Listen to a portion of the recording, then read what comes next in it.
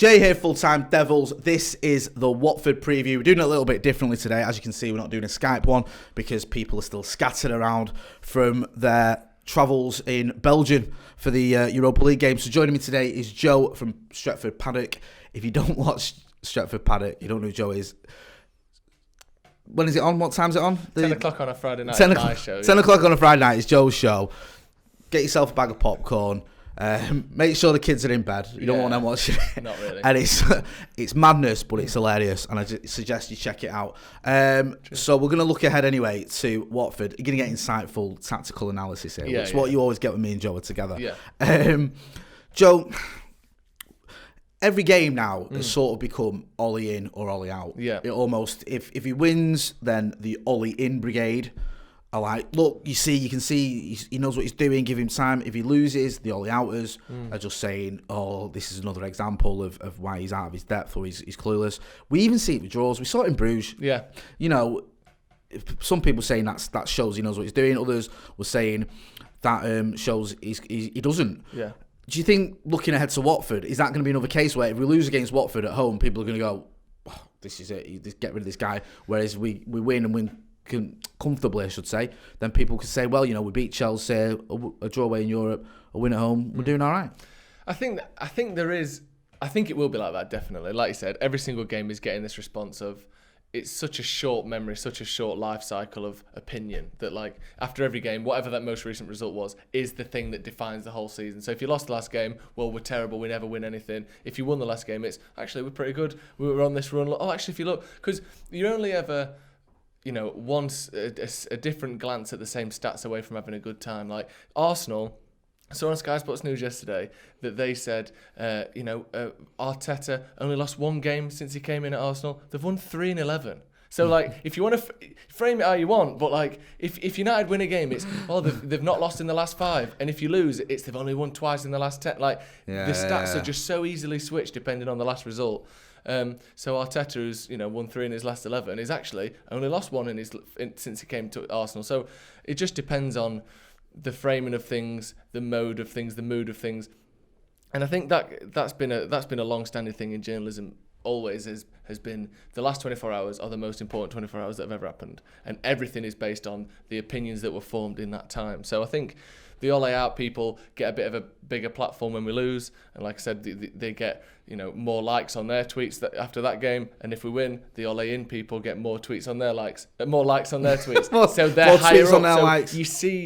You see these things coming in. So when you go on the hashtag of the game, they're the ones that are at the top. And you think, bloody hell, everyone wants Ole Out. But like I said, if they win, well, actually, maybe it's not so bad. He's won this. He's got this semi-final. We're still in this. Like, there are good and bad things about the season, and they are highlighted just completely depending on the most recent result. So I think the Watford game, anytime you're facing a struggling relegation, sort of struggling team at home, they're the ones that you can't really get away with not winning, can you? Do you think that, because we were talking earlier about this, and like with any United manager, whether that's Ole, whether it's anyone else, they always seem to retain that core support in the ground. Yeah. Whether it's the away fans, when it's the United go away, or at home even, the match-going fans tend to stick behind the manager until a certain point. And sometimes at that point, it comes down to one game where you can almost see the mood shift. Feel it. Yeah. I mean, for me, under Moyes, Fulham at home, where we drew 2-2, was a sort of a sea change where you could feel now that people had had enough.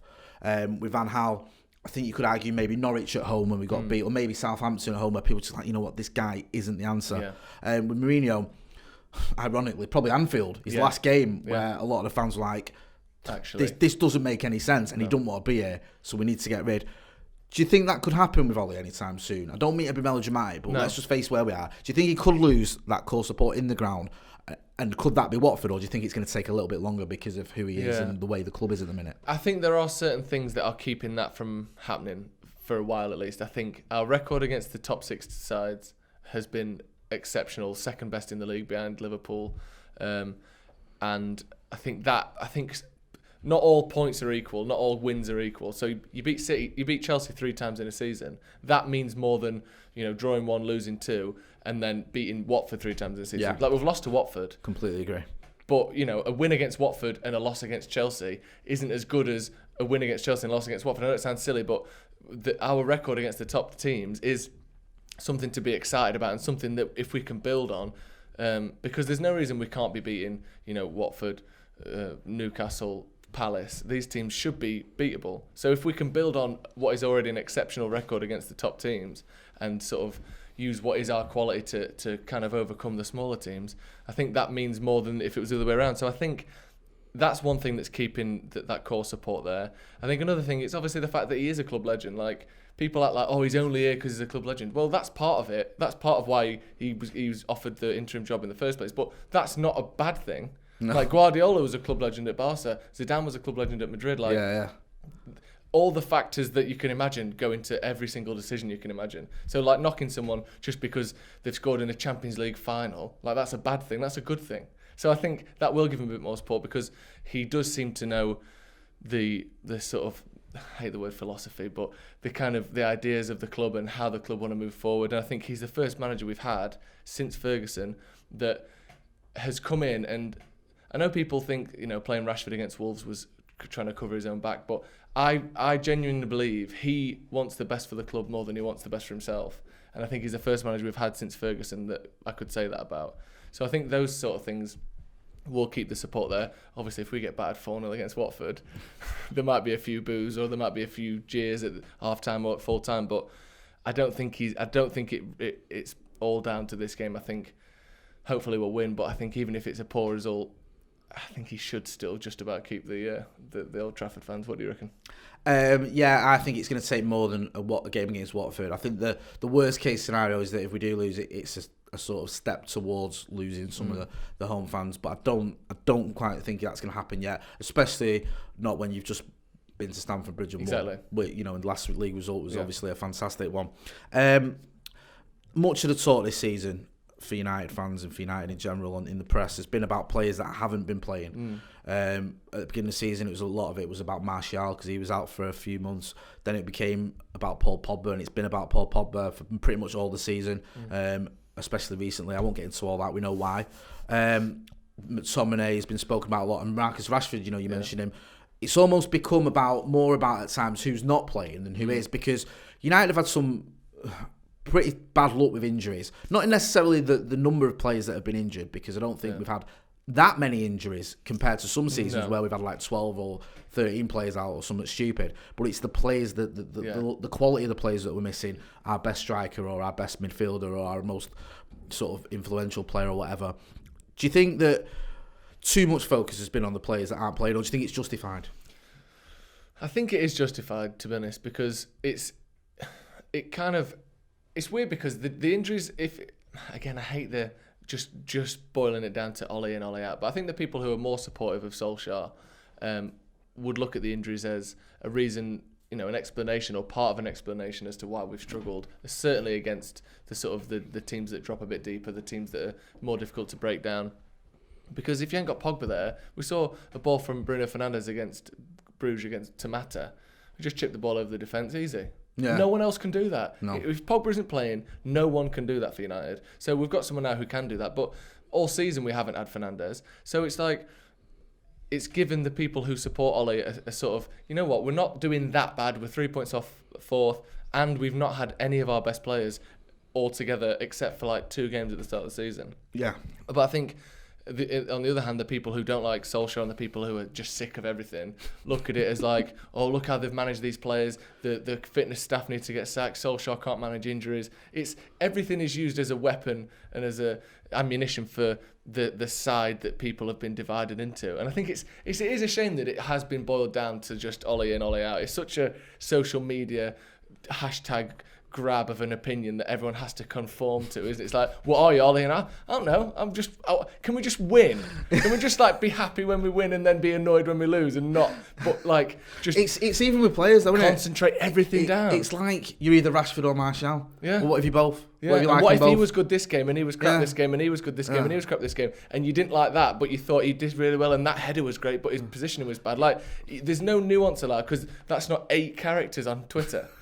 Well, you just have to boil it down to one thing, I suppose. I'm all pick a side, man. You can't just be like sitting on the fence. You're either because we're in the trenches with our war paint on, and if you're not on our side, we're going to shoot you. That's how it feels. It's like you have to pick a side on everything. It's just everything has sort of don't want to get all deep here, but in society almost has become binary. So leave or remain, Brexit, or you're in or out. Sorry, I mean it's become like that with Ole In, because I've seen people who are that anti-Ole, that Ole out, that they want United to lose. I was on Twitter the other day, or a few weeks ago, and I saw like loads of Tranmere, what I thought were Tranmere fans, and it wasn't. It was United fans who changed their avatar to Tranmere Rovers badge, because they wanted us to lose against Tranmere, because that would help, expedite Ole's exit. And I just thought, that's through the looking glass. What is going on? Yeah. First of all, if United are bad under Ole and we have a terrible time and finish 8th, and all the players are clearly turned against him, lost the dressing room, all that stuff, he'll get sacked. You don't need to try and speed this up for whatever reason. You want your own club to lose. You're not United fans if you're doing that. And secondly, what does changing your badge to a Tranmere badge do? like Woodward's going to go on Twitter like, a lot of Tranmere fans on here. Like, that doesn't do anything, does it?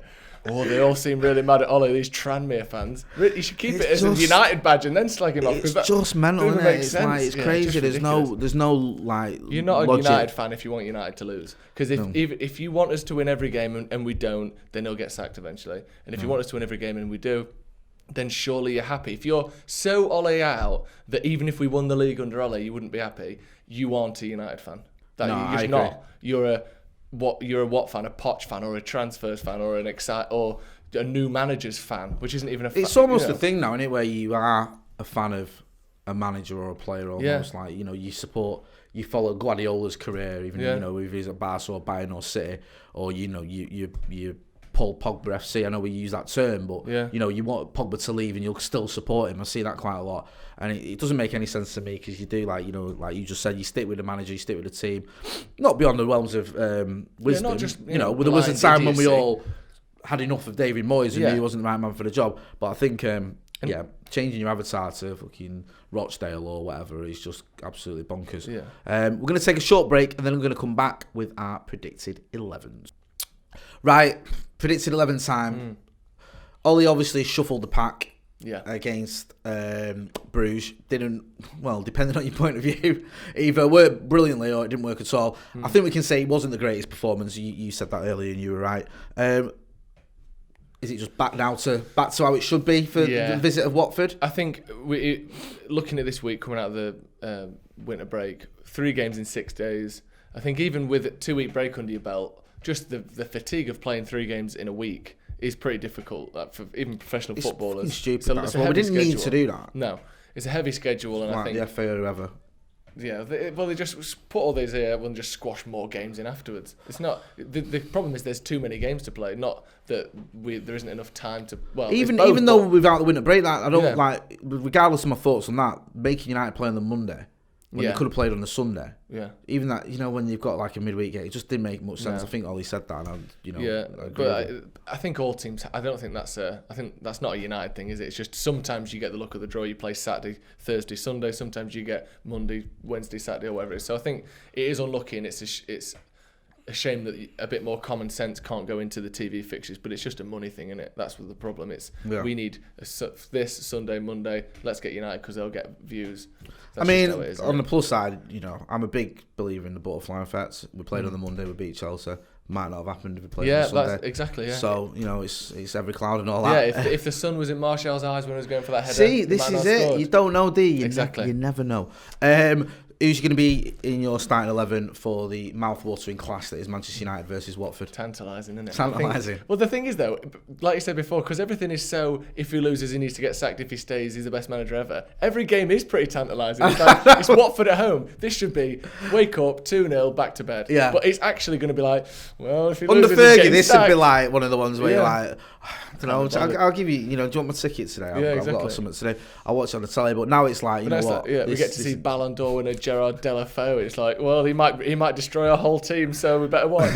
But I think it's going to be back to that full strength team. I think of the 3 games this season, the Bruges one is the one that the club obviously decided we'll rest a few players. We've got a second leg to make up for. I think every Premier League game is a must win now. That Chelsea game was the biggest game of the season so far by an absolute mile. We lose that. That's top 4 is dead. And now it's still open. Now we've still got a chance. And I think we will see that full strength team. I think we're going to see De Gea. I think it might be another back 5 just because of our lack of wingers. Yeah. So I think we'll see again Wan-Bissaka, Lindelof, Maguire, Shaw, Williams. Even though I thought Williams was a bit poor against Bruges, especially in the first half, I thought he came into a bit second half. And then I think we'll get that sort of midfield trio of Fred, Matic, Fernandes. And then I think it'll be James and Martial up front again. Yeah. Essentially the same team we saw against Chelsea, really. I think you're more or less right. I'm just thinking of my team now. I'll go with De Gea in goal. I think he will go sort of almost like a 3-4-3, but it is a 5 in it when we're defending. Let's have it right. And I think he will have that back three of, I don't know what's going on with it, but he said he picks up a bit of a knock, which isn't like him. He's not had one for a week. But I'm going to throw him in just because you didn't. Okay. So I'll go with back three of Maguire, Bailly and Luke Shaw. Everyone's raving about, but I'm not. And then I'll go with at left back. I just think this whole Luke Shaw's return to form is a load of bollocks. He hasn't returned to form at all. He's been quite out of position several times. He's still liability. Yeah. He's just not as bad as he used to be. And it's just that's how low the bar is now. And there are more people covering for him when he makes mistakes. I still think he's got one in him and it's not good enough. I know I agree about Williams, but I think he'll probably play again. So I'll go with Brandon Williams on the left, Aaron Wan-Bissaka on the right. The midfield three, I'm going to go with Matic, Fred and Fernandes. Is that what you picked? Sorry. I'm going to go with... I've fucking done this completely wrong. I did 3-4-3, didn't I? So no, I'm telling lies.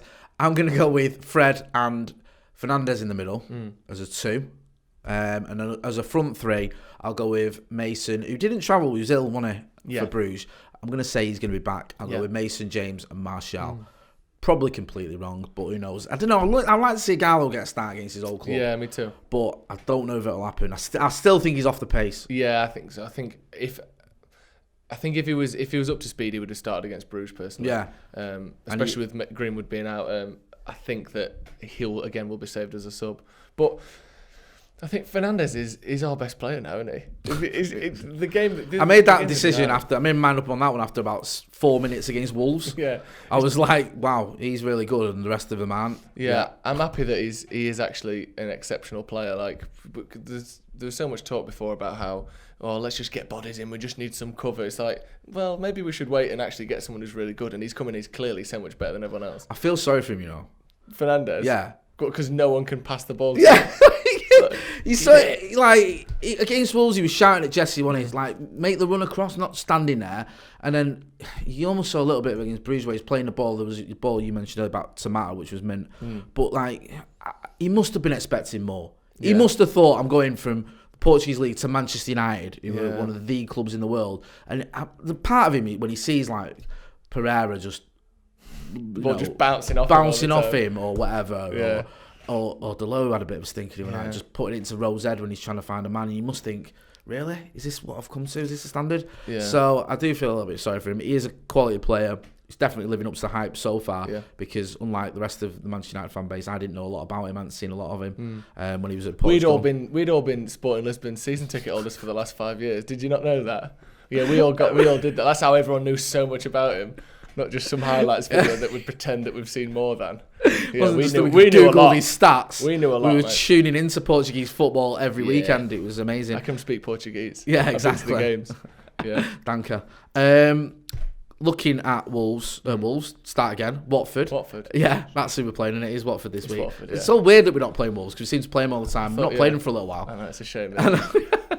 Watford, you mentioned Deulofeu. Is he the danger man, do you think? Are we going to stop him? I think so, yeah. I think he was their best player against us in the last game. I think he got a 9 out of 10 rating from who scored against the last time we saw us, the last time we played us. You literally can only get one more than that. Yeah, I think they do. I think it's a 100-point scale, so you can get 9 more than that. All right. I thought it was like 9 out of 10. Well, it is, but it's like 9.1, 9.2, 9.3. But, if we're rounding it down, you can only get one better than that. And he didn't score. Does it go to 11? No, it's just 10. All right, okay. You want to do it to 11? They've got some sanity there. It's not complete spinal tap. Yeah, everyone don't get it. But yeah, he was their best player last time he played us. I think he uses his pace really well. He's a good dribbler as well, so he kind of sometimes makes Lindelof look a bit slow. Do you know when you just... He was good when he... Do you remember him at Everton? Yeah. He tore us a new one, didn't he, Old Trafford, about 5 years ago? He's done it a couple of times. I think he likes playing against United. Yeah. The sort of leader of that team, undoubtedly, almost like you can argue the talisman really, Yeah. is Troy Deeney. Yeah. Does he worry you? Because he's weird, Troy Deeney, because on paper you look at his record, you think he scores like 1 in 3. Yeah. Not necessarily the most skillful or quickest of players, but he's the type of player who I always imagine as a defender you don't look forward to playing against Troy Deeney. No, especially like again I said Lindelof with Delafeu. Lindelof in the air is his clear weakness, and obviously Dean is so physical, so strong, and just he's one of those players that I think, like I said, his record isn't that good, and I think he has outstanding games. I think sometimes you play him and you just don't notice him, and then you sort of, oh, it's just Watford, it's just Deeney, and then other times you play him, it's like, who is that? Yeah. Like Drogba or like Diego Costa, or just some physical, just pushing your defenders over and just scoring. You think, oh yeah, he's actually quite good when he wants to be. So yeah, I think it's kind of the roll of a dice with Deeney. Hopefully we don't get that, the one that's after because he's one of those people as well. After the game, he'll be like, "Yeah, I just thought their centre backs were crap, so I thought I'll push him over and score loads of goals." Yeah. He really told us off after the game as well. He doesn't have this like media trained way of talking. I love him though in interviews. To be fair, he's great. Yeah, and he really sticks the knife in after games. He's like, "Yeah, I came to Old Trafford and just thought United are pathetic, so I just thought I'd make." Do you remember against Arsenal where he came? Yeah, that's Arsenal? what I mean. Yeah, he went. Yeah, I've seen him. I thought they didn't fancy it, and I was right. They didn't. Yeah, they've got no ball. They're not very strong, so I just pushed him over and we won. It's like, okay, thanks, mate. So yeah, I'm hoping we don't get that Deeney. But I think it's Delafeu's there, the one that's going to set up those chances, and the one that's going to, if they are to really sort of look good on the counter attack, I think that'll be their main way of getting things: counter attack and set pieces. And Delafeu will facilitate the counter attack, and Deeney will be there for the set pieces. So yeah, they're the two ones to watch out for. The other one that I don't know if he's going to play, but is Sarr. He's been a good player for them, and Ismail Sarr. He's someone that sort of can make them tick as well. It's touch and go whether he's going to start. I think if he does start though, he can be around thorn in our side, and we need to definitely keep an eye on him, because I think he's been a big part of the sort of early rejuvenation that they had under Pearson. It's tailed off a little bit, hasn't it, for Watford. They had that bump when he took over, obviously the Beatles, but they haven't. Nigel Pearson, he had that good run, didn't he? Yeah. At the end of his time at Leicester. I don't know. There's nothing really there that makes me think, oh, Nigel Pearson's a managerial genius that's going to... Yeah, he's just one of those managers that gets Premier League jobs and then does all right and then goes somewhere else. There's like Moyes has kind of entered that zone. Allardyce has. Do you think he's in the group WhatsApp chat with Pardew, Moyes, Mark Hughes? Tim Sherwood has left the chat. Yeah. Like, sorry, Tim, we're going to have to let you go, mate. Why? I brought through Harry Kane. He's like, you're not getting any more jobs anywhere. You're out. Thierry Henry was in there for a while. He's not in. It's just, these managers who are like, we just go around different clubs. Warnock's like, he's the moderator for Pulis, that chat. Is it? Yeah, Pulis, him and Pulis. I reckon all those managers have a separate group about Warnock. Yeah. Anti-Warnock. Yeah. See what he just said. Yeah, exactly. He's off his head. So there you go. In-depth analysis, tactical analysis is what you always get with me and Joe together. Joe, finally, score prediction. Give me something to cheer me up. It's not a wild prediction. I think we're going to win 2-0. I think we've got 5 clean sheets in our last 6 games, something like that. We've actually sort of slowly crept towards, not including obviously the Bruges game, I think in the league, we've slowly crept towards a decent defensive kind of run. I think Dean is a decent player, as we said. I think Delafeu is a decent player, as we said. But hopefully, I think we've seen a bit of a turn in form in set pieces. Obviously, Maguire scored against Chelsea. If we can, keep Fernandes actually getting. I love the fact that we've scored a goal from a corner. Now he's we've turned it, haven't we? That's the turning point. He's like, that corner from Fernandes is like the best corner I've seen in about 8 years at United. Yeah. Probably longer actually. It's probably like before Ryan Giggs. Since exactly. Beckham. But I think we are just slowly looking like we have a few more ways to score goals, a few more ways to kill games now. Obviously, long shots with Fernandes, free kicks, and like we said, corners. We actually have different ways to win games, and I think that will set us in good stead. I think we always seem to have a sort of similar amount of shots on target, and then get no goals. But I think hopefully the quality of the chances and the quality of the shots we're taking, I think we'll get a couple of goals. And if we get an early goal, I think that'll be it. Fingers crossed. I don't know. Yeah. You think it's gonna be a tough one? No, I think we might do well. I think Fernandes is finding his feet now. Yeah. I think Martial. Despite the thing I don't mind strikers that don't play well but score. Yeah. I think a lot of top strikers actually do that. Yeah, definitely. And it's just like people have rose tinted glasses and just remember all the good times. But I've seen like I mean, Zlatan had a stinker and scored a hat-trick once. Do you remember? Yeah. In Europa. Most strikers don't even score that many goals. No. So if you cannot play well and score, that's not too... People just think of, original Ronaldo, Thierry Henry, Messi, like, you have to be the best player and score all the goals. That doesn't always work like that. And I'm all for, if Martial isn't having a great game, but he's getting on a score sheet, I'm about it, as the kids say. So I think we can actually, because Martial is sort of in a good, decent bit of form, because Fernandes hopefully has found his feet, I think I'm going to go for a 3-0. Oh, nice. I know, I'd love that. I'd take a 3-0 right now. Just an easy win, mate. Do you know when you get 2 goals in the first 15 minutes, you're like, I've got 75 minutes to enjoy this. Rather than just like biting your fingernails up until the 90th minute. I just like it as well if the goals were clear cut, so I didn't feel VARs. like a dick when I celebrate, and then it goes to VAR, or a muted celebration. I just want to be able to say, straight from a free kick, one just over the wall, Fernandes, straight in. Boom. Do you know what I mean? Yeah, Happy days. Like the Maguire header against Chelsea. You just knew you could celebrate. There was never any chance of it being anything other. Igalo to come on at 2-0, 10 minutes ago, just run through the entire Watford defence and ping it top. Yeah, I'll take it. Great prediction. Joe, where can people find you and what you're up to?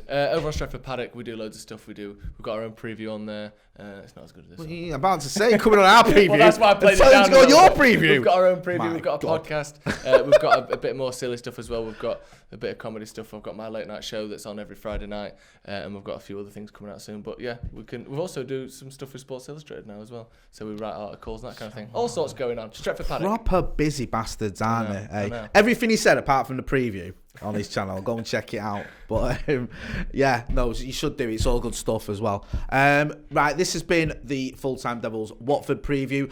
For the game, we'll have the phone in afterwards. We'll have Adam McCullough will be there, with the fan cams. We'll have all the reaction as well. So make sure you check us out for that. Don't forget even, get me words out, to hit like, share and subscribe. That's been Joe. I've been Jay. Thanks for watching.